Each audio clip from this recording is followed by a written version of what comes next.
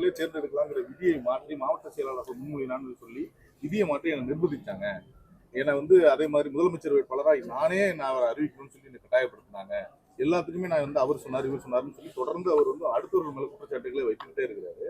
அதே போல 2 நாட்களுக்கு முன்னாடி சசிகலா அம்மா பேசும்போதும் மேடையில ஓபிஎஸ் சரி கரெக்டா தான் இருந்தாரு, அவரை வழி நடத்தியவர்கள் தவறா இருந்ததுனாலதான் அந்த தர்ம யுத்தமே நடந்ததுன்னு சொல்லி பேசுறாங்க. இந்த 2 தலைவர்களை பத்தி சொல்றேன். புரட்சி தலைவி அம்மா மறைவுக்கு பின்பு ஏற்கனவே 2 முறை முதலமைச்சராக இருந்த திரு பன்னீர்செல்வம் அவர்களை முதலமைச்சராக்கினார்கள் அனைத்து சட்டமன்ற உறுப்பினர்களும். அப்படி முதலமைச்சரான பின்பு அவர் பணியாற்றி கொண்டிருந்தார். அப்படி பணியாற்றி கொண்டிருந்தவரை ஏன் அழைத்து இவர் ராஜினாமா வாங்கினார்? அம்மையார் சசிகலா அம்மையார் ஏன் இவரை அழைத்து உட்கார வைத்து ராஜினாமா கடிதத்தை வாங்கி அடுத்ததாக முதலமைச்சர் ஆவதற்கு ஏன் இவர் எல்லாம் அனைத்து செயல்பாடுகளும் இறங்கினார்? புரட்சி தலைவி அம்மாவை போலவே கொண்டை போட்டுக் கொண்டார். புரட்சி தலைவி அம்மாவை போல தன்னை உருவப்படுத்திக் கொண்டு புரட்சி தலைவி அம்மாவுடைய காரிலே பவனி வந்தார்.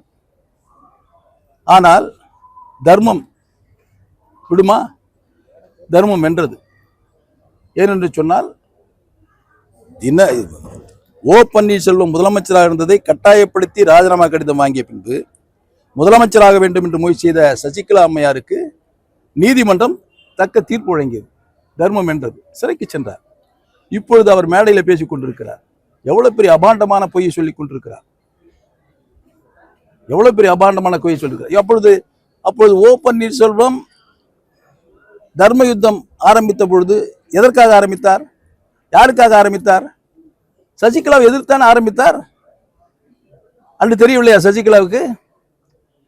ஒவ்வொரு மேடையிலேயும் புரட்சி தலைவி அம்மாவுடைய மறைவுக்கு மர்மம் இருக்கிறது, இதற்கு நீதி விசாரணை வேண்டும் என்று யார் சொன்னது?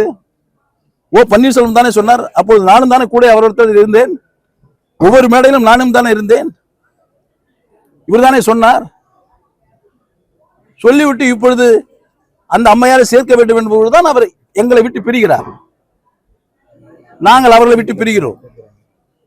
யாரை இந்த இயக்கத்தில் இணைக்கக்கூடாது என்று நாங்கள் குரல் கொடுத்தோமோ அவரையே மீண்டும் இயக்கத்தில் இணைக்க வேண்டும் என்று முயற்சி செய்கின்ற பொழுது எப்படி அவரை ஏற்றுக்கொள்ள முடியும்?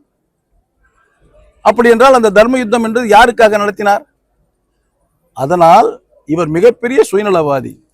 எந்த நேரத்தில் எந்த சூழ்நிலையிலும் தனக்கு ஒரு வாய்ப்பை உருவாக்கி கொள்ள வேண்டும் என்பதற்காகத்தான் ஒவ்வொரு நடவடிக்கையிலும் அவர் ஈடுபட்டுக் கொண்டிருக்கிறார்.